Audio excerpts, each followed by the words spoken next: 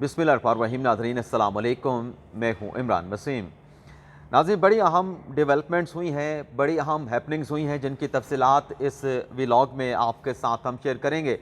बल्कि एक पेशरफ तो ऐसी हुई है कि आप नाज़रीन को बताते चलें कि जब मैं ये व्लॉग रिकॉर्ड कर रहा हूँ तो आज जस्टिस नकवी साहब ने जो सुप्रीम जुडिशल कौंसिल में एक मुतफरक दरख्वास्त दायर की कि उनका मीडिया पे ट्रायल किया जा रहा है, उनको बदनाम किया जा रहा है, उनकी तस्दीक की जा रही है, तो लिहाजा उन्होंने ये कौंसल से इस्तदा की कि जो सुप्रीम जुडिशल कौंसिल की कार्रवाई है इसको ओपन किया जाए, मीडिया को रसाई दी जाए।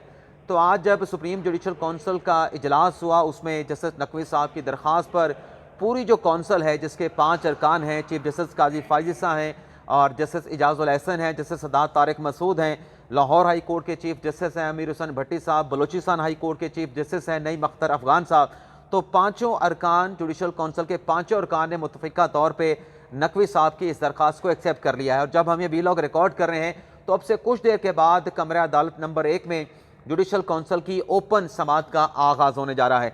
आज की समात में जो भी प्रोसीडिंग होगी उसकी जो डिटेल है वो अगले व्लॉग में आपके साथ हम शेयर करेंगे। यहाँ पे एक और ख़बर भी आपके साथ शेयर करते चलें कि जो सुप्रीम कोर्ट के 5 रुकनी बेंच ने आज एक अहम समात की है, जैसे शौकत अजीज़ सिद्दीकी की जो बरतरफी के खिलाफ दरख्वास्त थी उसमें जो काजी फाइसद साहब ने सवालात उठाए कि शौकत सिद्दीकी साहब ने अपनी दरख्वास्त में ISI के कुछ अफसरान का जिक्र किया है और रजिस्ट्रार का जिक्र किया है सुप्रीम कोर्ट के, और इस्लामाबाद हाई कोर्ट के चीफ जस्टिस का जिक्र किया है। तो काजी फाइसद साहब तो कहते रहे कि जिन लोगों पे आपने इल्ज़ाम लगाए हैं, जिन लोगों के आपने अपनी पटिशन में बयान हल्फी में जिक्र किया है उनको पार्टी बनाएं। तो इस पर यकीन दहानी जो करवाई थी शौकत अजीज़ सिद्दीकी साहब के वकील हामिद खान साहब ने कि हम इन तमाम लोगों को पार्टी बनाएंगे और कल तक ये दरख्वास्त सुप्रीम कोर्ट में दायर कर दी जाएगी। लेकिन कल से पहले आज ही जो पार्टी बनाने की दरख्वास्त है उसमें किन लोगों को शामिल किया गया है, 5 तो फौजी अफसरान हैं और एक सुप्रीम कोर्ट के साबिक रजिस्ट्रार हैं और एक इस्लामाबाद हाई कोर्ट के साबिक चीफ जस्टिस हैं। इनको शौकत अजीज़ सिद्दीकी केस में पार्टी बनाने की 2 अलग अलग दरख्वास्तें सुप्रीम कोर्ट ऑफ पाकिस्तान में नाज़रीन दायर कर दी गई हैं। इसमें नाज़रीन सबसे पहले जो नाम है साबिक आर्मी चीफ जनरल कमर जवेद बाजवा का शामिल किया गया है कि उन्हें भी रिस्पोंडेंट की साइड पे शामिल किया जाए, फरीक के तौर पे शामिल किया जाए। साबिक DGI फैज़ हमीद को शामिल किया जाए। साबिक जो ब्रिगेडियर हैं रिटायर्ड आरिफ इरफान रामे उनको शामिल करने का कहा गया है। ब्रिगेडियर रिटायर्ड फैसल मरवत को भी जो है वो रिस्पोंडेंट के तौर पर शामिल करने का कहा गया और ब्रिगेडियर रिटायर्ड ताहिर वफाई उन्हें भी जो है वो रिस्पोंडेंट के तौर पर शामिल करने का कहा गया है। इसके साथ साथ उस वक्त के जो चीफ जस्टिस थे इस्लामाबाद हाई कोर्ट के अनवर कांसी, जिन्हें शौकत अजीज़ सिद्दीकी के खिलाफ अपना बयान हल्फी भी सुप्रीम जुडिशल कौंसिल में जमा करवाया था, उसको भी पार्टी बनाने की दरख्वास्त जो है आज सुप्रीम कोर्ट ऑफ पाकिस्तान में दी गई है, उसमें उनका नाम भी शामिल है। और जो उस वक्त के रजिस्ट्रार थे जिन्होंने नोट बना के भेजा था, इंटेलिजेंस की जो रिपोर्ट आई थी कि ये सब कुछ तकरीर की गई है, ये मिसकंडक्ट है, इस पर कौंसिल को कार्रवाई करनी चाहिए, तो आज मंदू खेल साहब ने यह सवाल उठाया था कि क्या सुप्रीम कोर्ट का रजिस्ट्रार के पास ऐसे अख्तियारात हैं कि किसी जज के खिलाफ वो नोट बना के कौंसिल को भेजे। तो उस वक्त के जो रजिस्ट्रार थे सुप्रीम कोर्ट के अरबाब आरिफ, उनको भी फरीक बनाने के लिए उनका नाम भी इस एप्लीकेशन में जो है वो शामिल कर लिया गया है। तो बड़ी डेवलपमेंट हुई है। दोनों खबरें हमने अपने ट्विटर x.com ट्विटर के ऊपर पब्लिक की हैं। अब आ जाते हैं हमारे व्लॉग की जो बाकी अहम खबरें हैं उनकी तफसीलात। फिर हम आपसे इजाज़त लेके सुप्रीम जुडिशल कौंसिल की कार्रवाई को कवर करेंगे और फिर उसकी भी एक्सक्लूसिव डिटेल आपके साथ हम शेयर करेंगे। आज नाज़रीन इस्लामाबाद हाई कोर्ट में जो इमरान खान की जानिब से जो साइफर केस में एक एप्लीकेशन दायर की गई, जो 4 दिसंबर के ऑर्डर को चैलेंज किया गया कि जो चलान की नकूल तकसीम की गई हैं ये तरीक़ाकार के मुताबिक तकसीम नहीं की गई, इसमें कानून को फॉलो नहीं किया गया, गैर कानूनी तरीके से 4 दिसंबर को कार्रवाई को आगे बढ़ाया गया है। तो आज आमिर फारूक साहब की जगह पे जस्टिस मियां गुल हसन औरंगजेब साहब ने इस केस की समाअत की।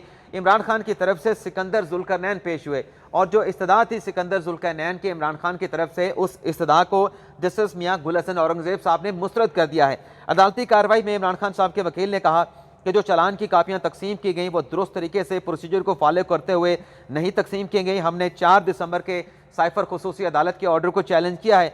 जज साहब ने उनसे पूछा कि ये जो ट्रायल हो रहा है साइफर केस का, ये जेल ट्रायल हो रहा है, इसका नोटिफिकेशन कहाँ पे है, जिस पे इमरान खान साहब के वकील ने माजरत के साथ अफसोस हुआ कि लाजमी का इजहार किया कि हमारे पास ऐसा कोई नोटिफिकेशन नहीं जिससे पता चले कि किस नोटिफिकेशन के तहत जेल ट्रायल जो है उसका जो ट्रायल है वो जेल ट्रायल में इसको कन्वर्ट किया गया है। वकील ने यह भी कहा कि जेल ट्रायल का जो काम है वो हुकूमत का होता है, जज साहब जो है वो जेल ट्रायल के लिए जगह का तयन नहीं कर सकते।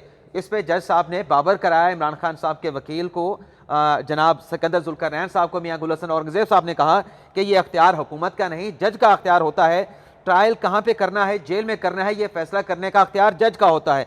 और फिर जज साहब ने यह भी कहा कि ये लेकिन क्या जेल ट्रायल ओपन हो रहा है, क्या वहाँ पे लोगों को, मीडिया को रसाई दी गई है? इस पे इमरान खान साहब के वकील ने कहा कि जब ट्रायल का नोटिफिकेशन ही नहीं है तो समात और ऑर्डर के जो साइफर खुसूसी अदालत है ये कैसे जारी कर सकते थे। आइंदा हफ्ते तक उन्होंने अदालत से इस्तदा की कि आप साइफर केस का जो ट्रायल है, क्योंकि आज मुलजमान के बयानात रिकॉर्ड होने थे, 5 अपना मुलजमानी गवाहों के बयान रिकॉर्ड होने थे, 5 गवाहों को लाया गया था, लेकिन 5 गवाहों को लाने से पहले जो कल प्रोसिक्यूशन की जानिब से एक दरख्वास्त की गई कि सेक्शन 14 के तहत जो ट्रायल है साइफर का वो इन कैमरा होना चाहिए, उस पर फैसला महफूज हो चुका है। लेकिन जो इमरान खान साहब के वकील की इस्तदा थी कि आप ट्रायल को रोक दें, तो जज साहब ने कहा कि फिलहाल हम ट्रायल नहीं रोक सकते, जब तक जवाब नहीं आ जाता, रिपोर्ट नहीं आ जाती, उसके बाद हम इस मामले को देखेंगे। तो अदालत ने 20 दिसंबर तक FIA को नोटिस जारी करते हुए इस मामले पर जो जवाब है वो तलब कर लिया है। इसके अलावा नाज़रीन, आज शेर अफजल मरवत साहब की गिरफ्तारी हुई है लाहौर हाई कोर्ट के बाहर GPO चौक से। लेकिन मरवत साहब की गिरफ्तारी कैसे की हुई है, इसकी डिटेल पे आने से पहले लाहौर हाई कोर्ट में इमरान खान साहब की जो 5 साल की नाअहली को चैलेंज किया गया था इलेक्शन कमीशन के 8 अगस्त 2023 के नोटिफिकेशन को, उस हवाले से नाज़रीन डेवलपमेंट ये हुई है कि लाहौर हाई कोर्ट के चीफ जस्टिस अमीर हुसैन भट्टी साहब ने 5 रुकनी बेंच जो पहले इसी नोयत के मुकदमात की समाअत कर रहा था, जैसे शायद बिलाल हसन की सरबराही में, तो 5 रुकनी बेंच को ये मामला 5 साल की नाअहली का इमरान खान की जो अपील है उसको भिजवा दिया गया है। इसके अलावा नाज़रीन, जो अगली खबरें आपके साथ, मुझे ज़रा सफ़ा पलट लेने दें और फिर डिटेल आपके साथ हम शेयर करते हैं।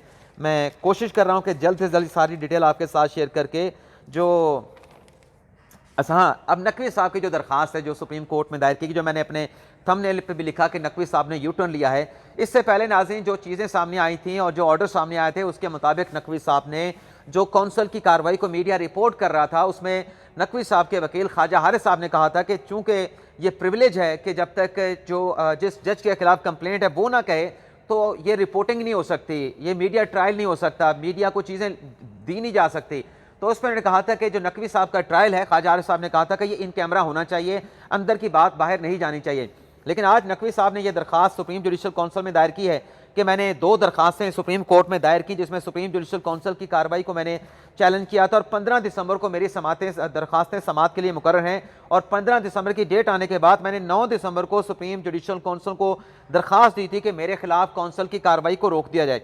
नकवी साहब ने आज काउंसिल से कहा कि 11 दिसंबर को मैंने सेक्रेटरी सुप्रीम जुडिशल काउंसिल को 11 दिसंबर को सेक्रेटरी सुप्रीम जुडिशल काउंसिल ने दिन 2:30 बजे नोटिस जारी किया सुप्रीम जुडिशल काउंसिल की कार्रवाई का, जो मुझे रात 11 बजे मौसूल हुआ।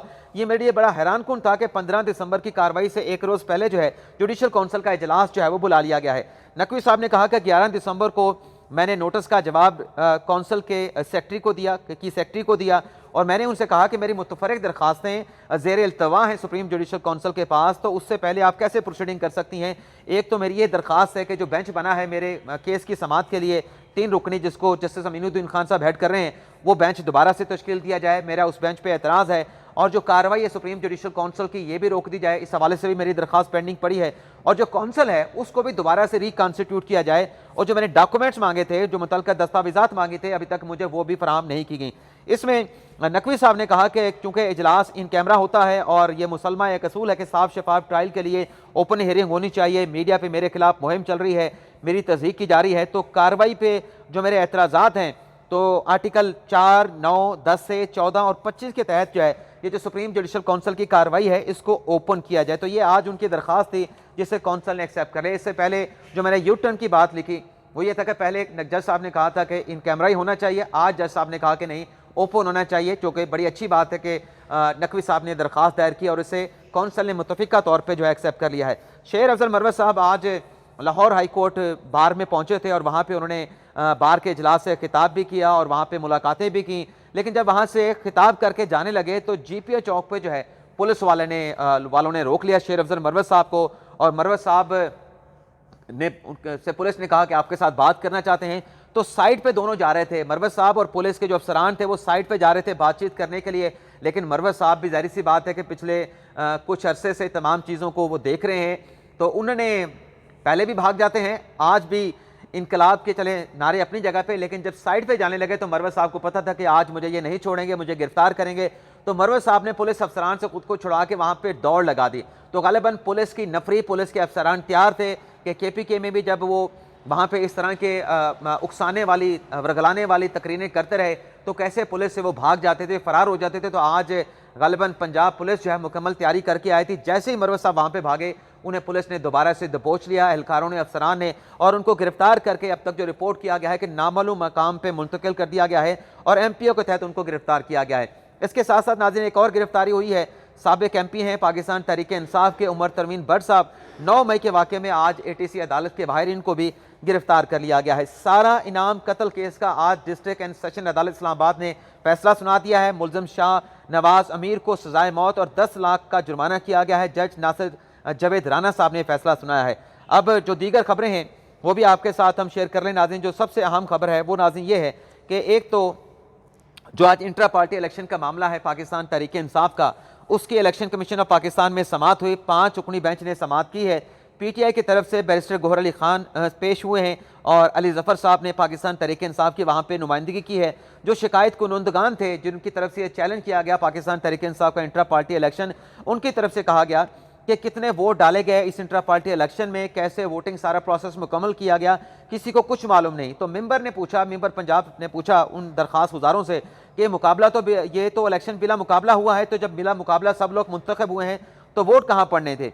वकील ने कहा कि हमारे मुताबिक तो इलेक्शन हुआ ही नहीं है। बेहतरीन मकाम तो इस्लामाबाद में था कि इस्लामाबाद में ये इंतखाबात मुनक्किद करवाए जाते, लेकिन ये पेशावर में जाके एक दूर अफ्तादा इलाका था, वहाँ पे जाके इलेक्शन मुनक्किद कराए गए तो ये कानून के मुताबिक भी नहीं हुए और पाकिस्तान तहरीक-ए-इंसाफ के कॉन्स्टिट्यूशन के मुताबिक भी नहीं हुए। तो लिहाजा ये जो इंट्रा पार्टी इलेक्शन है पाकिस्तान तहरीक-ए-इंसाफ का कलअदम किया जाए और इनसे बल्ले का निशान इनको ना दिया जाए इंतखाबी निशान के तौर पर।